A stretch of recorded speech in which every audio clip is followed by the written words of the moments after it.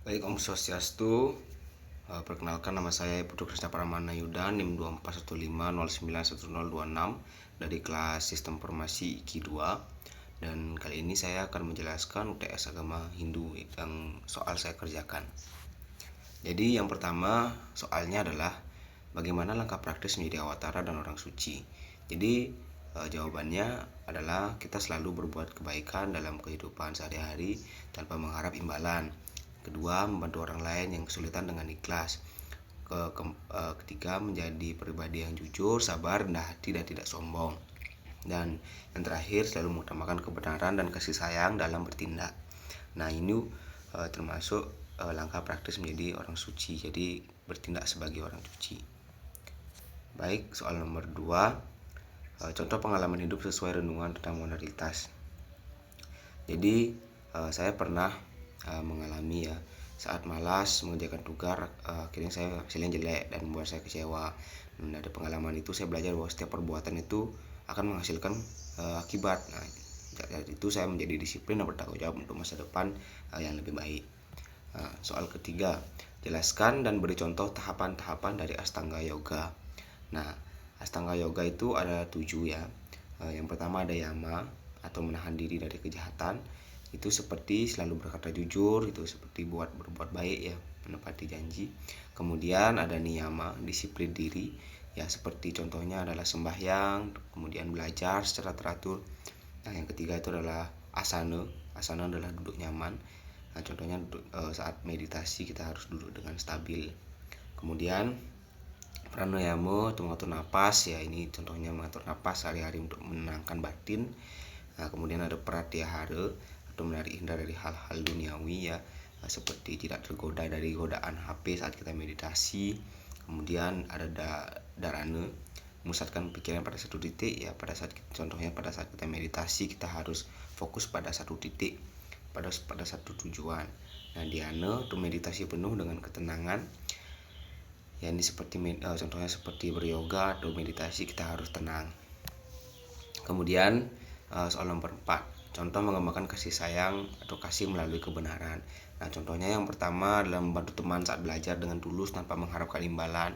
Kemudian menjaga kejujuran walaupun dalam situasi sulit. Kemudian memberikan nasihat dengan kasih sayang untuk kebaikan bersama. Kemudian nomor 5, soalnya contoh pengalaman hidup terkait moralitas. Nah, ini contohnya seperti tadi, namun saya ada contoh lain, yaitu seperti pada saat dulu kecil saya berbohong sedikit ya memang, tapi untuk menutupi kesalahan, tapi akhirnya saya merasa gelisah karena saya bohong. Setelah saya jujur, saya mengakui kesalahan dan saya mendapatkan ketenangan dan kepercayaan dari orang lain. Dan saya belajar bahwa kejujuran membawa kedamaian batin.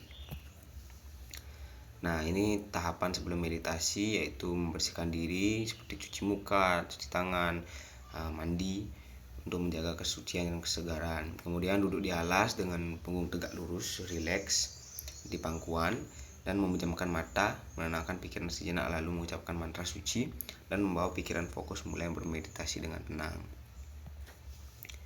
Nah, nomor 7, mengapa awatara itu dominan Dewa Wisnu? Nah, jawabannya adalah Dewa Wisnu itu bertugas memelihara atau menjaga dan melindungi keseimbangan dunia atau disebutnya setiti. Kemudian awatara turun di dunia itu saat kekacauan untuk memelihara dharma. Jadi Dewa Wisnu ini bertanggung jawab dengan dunia untuk memelihara. Nah, dalam kehidupan sehari-hari kita bisa mencontoh awatara Wisnu seperti dengan membantu sesama dengan menjaga keharmonisan seperti yang dia lakukan di dunia ini pada saat menjelma menjadi awatara. Kemudian bagaimana membuktikan Tuhan ada di mana-mana? Nah, Tuhan ada di mana-mana ini bisa kita buktikan dengan melihat alam semesta yang indah, tertib dan penuh kehidupan.